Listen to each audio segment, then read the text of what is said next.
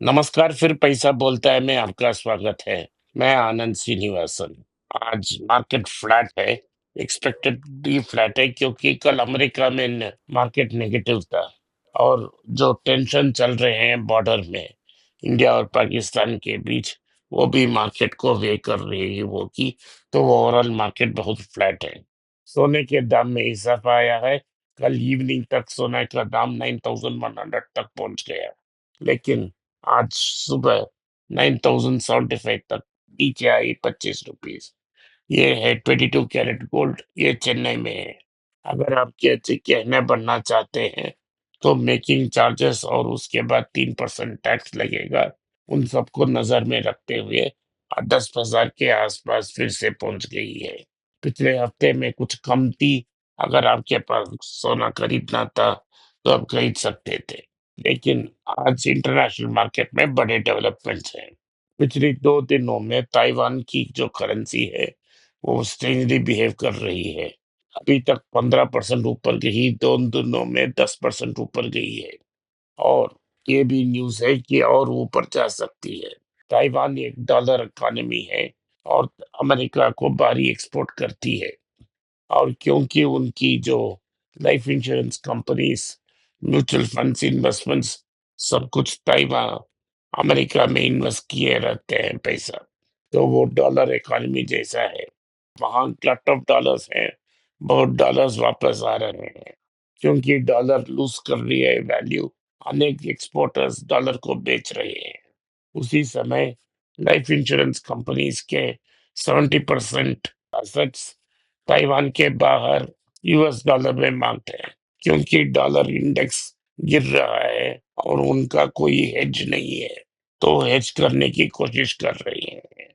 इन सब के कारण डॉलर की दाम, ताइवान डॉलर सर्ज बाई 14%, उन्होंने 14% वैल्यू ऊपर गया है। क्या ये सिर्फ एक इंसिडेंट है?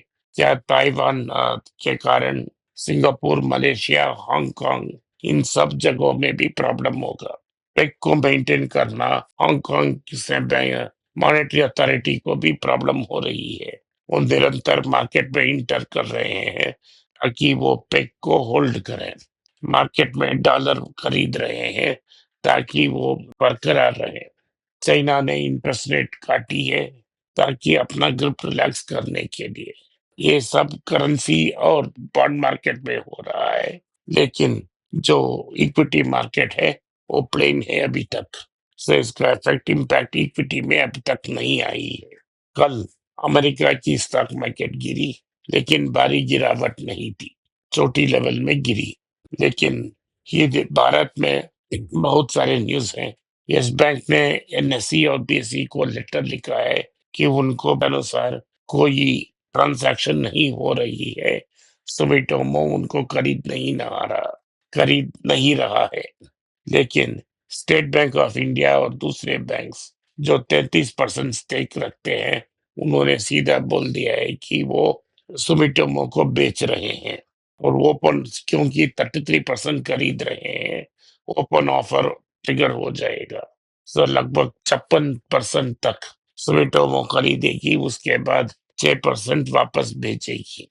सो 51% is the sanction limit for Sumitomo. Buffett के पास 10% सुमिटोमो का है स्टॉक। हमारे पास बफेट का स्टॉक है, हमको यस बैंक मुफ्त में मिल गया। बफेट के पास 10% है सुमिटो कॉर्पोरेशन, और सुमिटोमो एंड में 51% ऑफ यस बैंक ओन करेगा। तो ये बारी है कि Buffett 5.1% of yes bank indirectly own करेंगे। ये इंटरेस्टिंग फैक्ट आई थी। टाटा मोटर्स में अप्रूवल मिल गई है कि वो कंपनी के दो बना दें, टाटा पैसेंजर व्हीकल और टाटा कमर्शियल व्हीकल। अनेक लोग पूछ रहे हैं स्ट्रक्चर क्या हो सकती है। मेरे ओपिनियन में बजाज जैसा होगा, जहां टाटा मोटर का एक होल्डिंग कंपनी होगा और दोनों लिस्टेड कंपनीज उनके सब्सिडरी होंगे।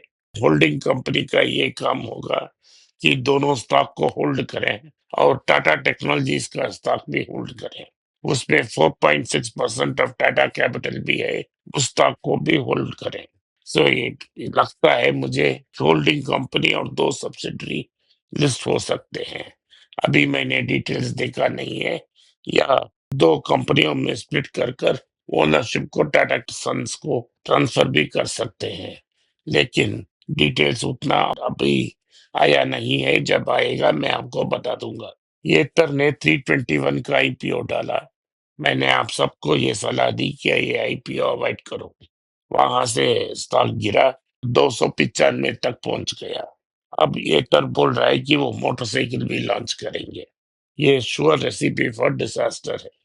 पवन मुंजाल बाहर से देखते रहे होंगे और खुशी से वेट कर रहे होंगे ताकि वो इन स्टॉक को एक्वायर कर सके। ये तर हीरो का एक अंग बन जाएगा अगर ये ट्रेंड कंटिन्यू करता रहा तो। आखिर में पेटीएम ने इस क्वार्टर रिजल्ट अनाउंस की, फिर से वन टाइम लॉस अनाउंस किया है, फिर से 500 करोड़ के ऊपर का लॉस अनाउंस किया है। उसे भी हम डिस्कस करेंगे। ओवरऑल मेरा पोजीशन में मार्केट वीक है, ना बहुत ऊपर जा सकती है ना बहुत नीचे आ सकती है। इंटरनेशनल प्लेयर्स जो हैं वो इंडिया और पाकिस्तान के बीच में जो एक्सचेंज ऑफ फायर हो रही है उसको देखकर कुछ नर्वस हो सकते हैं, कुछ एफआईआई सेलिंग भी आ सकती है। यही मार्केट का हाल है अभी तक। शाश्वत, आप अपना क्वेश्चंस पूछ सकते हैं। तो पहला क्वेश्चन है जो मेरा वो है कि अब यस बैंक का टेक ओवर के बारे में हम बात कर रहे थे आज और कल। तो ये सवाल तो बनता है कि अब यस बैंक ने आया है बाहर और कहा है कि जो स्टेक सेल रिपोर्ट्स हैं वो स्पेकुलेटिव हैं और इनकरेक्ट हैं। पर मुझे क्या समझ नहीं आ रहा है कि एसएमबीसी तो 33.71% stake from a consortium of Indian banks वो स्टेक अक्वायर करना चाहते हैं। तो ये दोनों में एक डिसोनेंस है, तो क्या सही है क्या गलत है इसमें मुझे समझ नहीं आ रहा है।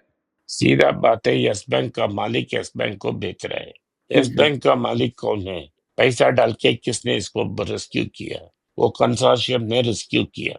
उस कंसोर्शियम में स्टेट बैंक ऑफ इंडिया का 23% स्टेक है और बैंकों का 10% स्टेक है। उनको अपना पैसा वापस चाहिए, कैपिटल स्कैर्स है, तो वो सुमिटोमो को बेचेंगे। उसमें यस बैंक का लेना देना क्या है? सुमिटोमो ने आरबीआई से परमिशन ले ली, तो आरबीआई ने परमिशन दे दी। जब मैं बात करता रहता हूँ आपको, बैंकिंग एक स्पेशल सिचुएशन है जहां आरबीआई सब कुछ डिसाइड करता है। आरबीआई ने डिसाइड कर लिया कि सुमिटोमो इस बैंक को खरीद सकता है। एसबीआई ने डिसाइड किया आप सुमिटोमो को बेच सकते हो। एसबीआई को बोल दिया आरबीआई ने, अगर आप चाहिए तो एसबीआई को सुमिटोमो को बेच सकते हैं।